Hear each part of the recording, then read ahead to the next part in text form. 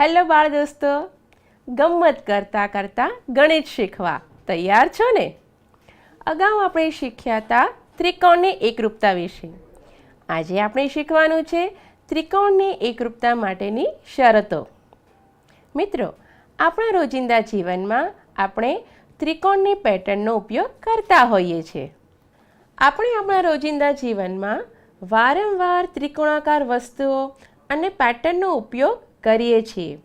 આથી બે ત્રિકોણાકાર ક્યારે એકરૂપ થાય છે એ શોધવું ઘણું લાભદાયી છે. મિત્રો, જો આપણે આપણી નોટબુકમાં બે ત્રિકોણ દોર્યા હોય અને તેને એકરૂપતા ચકાસવી હોય તો દરેક વખતે આ બંને ત્રિકોણાકાર કાપી અને તેને ઓવરલેપ કરીને ચકાસવું એ શક્ય નથી. ત્રિકોણની એકરૂપતા ચકાસવા માટે અમુક ચોક્કસ માપ હોવા જરૂરી છે. તો ચાલો આપણે ત્રિકોણની એકરૂપતા માટેની શરતો જોઈએ. મિત્રો, ત્રિકોણની એકરૂપતા માટેની શરતો શીખતાની સાથે મારે તમને વાત કહેવી છે મારા વર્ગના બે તોફાની ટાબરિયાઓની. એકનું નામ છે અપ્પુ અને બીજાનું નામ છે ટપ્પુ. એ તમારા જેવો જ છે. તમારી જેમ જ એ ગમ્મત કરતાં કરતાં ગણિત શીખે છે. ચાલો એમને ગણિત ગમ્મત જોઈએ અને ત્રિકોણની એકરૂપતા વિશે શીખીએ. ત્રિકોણની એકરૂપતાની શરતો આ અપ્પુ અને ટપ્પુ સાથે શીખીએ. આ છે અપ્પુ અને આ છે ટપ્પુ. ચાલો એ શું ગણિત ગમ્મત કરે છે આપણે જોઈએ. અપ્પુ કહે છે, મેં એક ત્રિકોણ દોર્યો છે. એ ત્રિકોણ છે ABC અને તેની એક બાજુનું માપ 5.5 સેન્ટીમીટરની છે.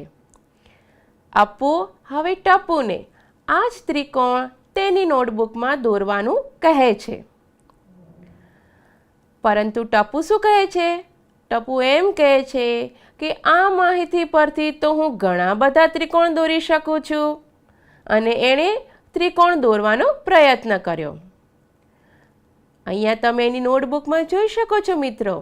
એણે એક ત્રિકોણ દોર્યો જેની બાજુનું માપ 5.5 સેન્ટીમીટર છે. આ ત્રિકોણ ગુરુકોણ ત્રિકોણ છે. એણે બીજો ત્રિકોણ દોર્યો. આ ત્રિકોણની એક બાજુનું માપ પણ 5.5 સેન્ટીમીટર છે. પણ આ ત્રિકોણ તો કાટકોણ ત્રિકોણ છે. એણે ત્રીજો ત્રિકોણ પણ દોર્યો જેની એક બાજુનું માપ 5.5 સેન્ટીમીટર છે. પણ આ ત્રિકોણ તો લઘુકોણ ત્રિકોણ છે. ટપ્પુએ ના પાડી અપ્પુને કે માત્ર એક બાજુનું માપ હોવાથી આપણે કોઈ એક ચોક્કસ ત્રિકોણ ન દોરી શકાય. આમ એક બાજુનું માપ પૂરતું નથી. આથી અપ્પુ શું કરે છે? અપ્પુ તેને ત્રિકોણ ABCની બે બાજુનું માપ કહે છે. ત્રિકોણ ABCની બે બાજુની લંબાઈ 5.5 સેન્ટીમીટર અને 3.4 સેન્ટીમીટર લે છે. ટપ્પુ હવે આ ત્રિકોણ દોરવાનો પ્રયત્ન કરે છે. પરંતુ આ વખતે પણ તેણે આ માહિતી પરથી ઘણા બધા ત્રિકોણ દોર્યા. ચાલો જોઈએ એણે કયા કયા ત્રિકોણ દોર્યા. બાળ દોસ્તો, અહીંયા તમે જોઈ શકો છો 3 ત્રિકોણ. આ ત્રણેય ત્રિકોણની બંને બાજુઓના માપ 5.5 સેન્ટીમીટર અને 3.4 સેન્ટીમીટર છે. આથી અપ્પુ એને 3 બાજુની લંબાઈનું માપ આપે છે. અપ્પુ કહે છે, ભલે, હું 3 બાજુની લંબાઈ આપું છું. ત્રિકોણ ABCમાં AB બરાબર 5 સેન્ટીમીટર, BC બરાબર 5.5 સેન્ટીમીટર અને AC બરાબર 3.4 સેન્ટીમીટર છે. ટપ્પુ કહે છે, મને લાગે છે કે હવે તે શક્ય છે. પરંતુ અહીંયા ટપ્પુએ સૌપ્રથમ કાચી આકૃતિ દોરી છે. ટપ્પુ કહે છે, હું પ્રથમ પ્રયત્ન તો કરીશ કાચી આકૃતિ દોરીને, જેથી મને લંબાઈ સહેલાઈથી યાદ રહે. ટપ્પુએ સૌપ્રથમ એક બિંદુ લીધું B. આ બિંદુથી તેણે 5.5 સેન્ટીમીટર પર એક બીજું બિંદુ લીધું અને તેને નામ આપ્યું સી. હવે બિંદુ બી અને સીને જોડતો તેણે એક રેખાખંડ દોર્યો. હવે રેખાખંડ એબીનું માપ 5 સેન્ટીમીટર હોવાથી તેણે પરિકરથી 5 સેન્ટીમીટરનું માપ લીધું.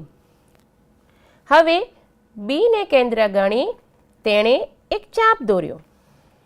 રેખાખંડ એસીની લંબાઈ 3.4 સેન્ટીમીટર છે, આથી એણે પરિકરથી 3.4નું માપ લીધું. હવે સીને કેન્દ્ર ગણી તેણે ફરી એક ચાપ દોર્યો. હવે આ બંને ચાપનું જે છેદ બિંદુ છે ત્યાં તેણે એ નામ આપ્યું. હવે બિંદુઓ એ બીને જોડતો એક રેખાખંડ એબી દોર્યો. હવે બિંદુઓ એસીને જોડતો રેખાખંડ એસી દોર્યો. આમ અપુએ આપેલા માપથી ટપુએ ત્રિકોણ એબીસી દોર્યો. જોયું ને મિત્રો, અપુએ આપેલ 3 માપ પરથી ટપુએ ત્રિકોણ એબીસી દોરી નાખ્યો. હવે આ ત્રિકોણ પરથી આપણે એક અગત્યની બાબત શીખવાની છે અને તે છે ત્રિકોણની એકરૂપતા માટેની શરત. ટપુએ ત્રિકોણ એબીસી બનાવ્યો. આમ તેણે ત્રિકોણ એબીસીને એકરૂપ ત્રિકોણ દોરવા માટે 3 બાજુની લંબાઈના માપની જરૂર પડી. આમ આપણે કહી શકીએ કોઈ પણ ત્રિકોણને એકરૂપ ત્રિકોણ દોરવા માટે આપણે 3 બાજુની લંબાઈની માપની જરૂર પડે છે.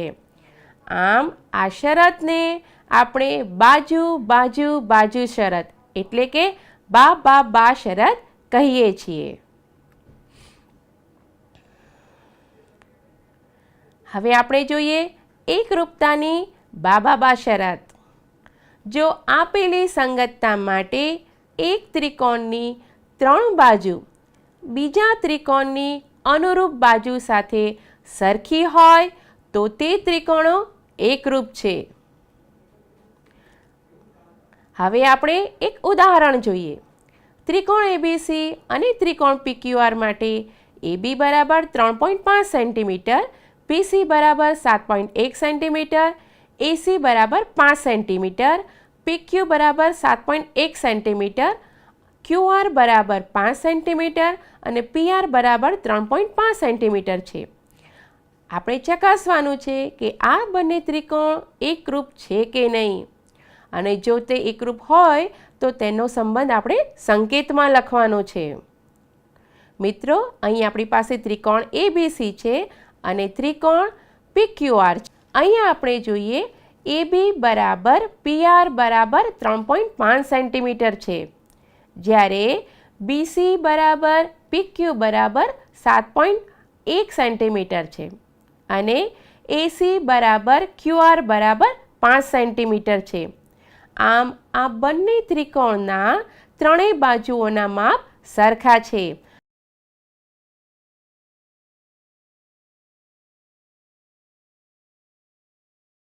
આ શરતને આપણે બા શરત કહીશું.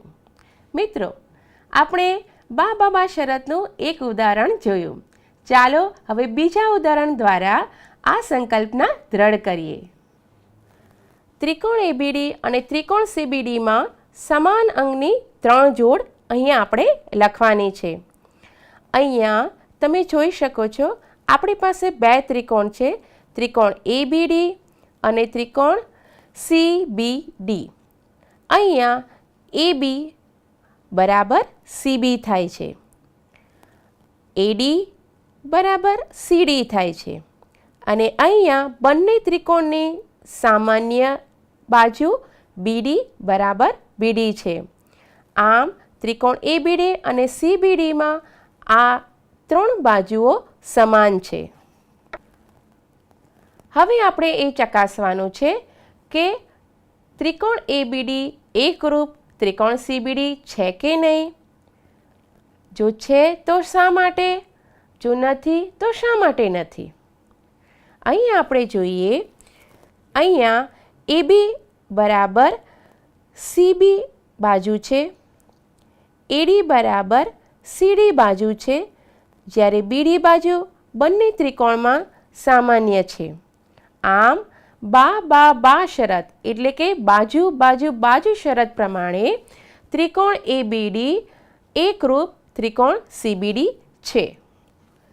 હવે આપણે ચકાસવાનું છે કે એબીસીને બીડી દુભાગે છે.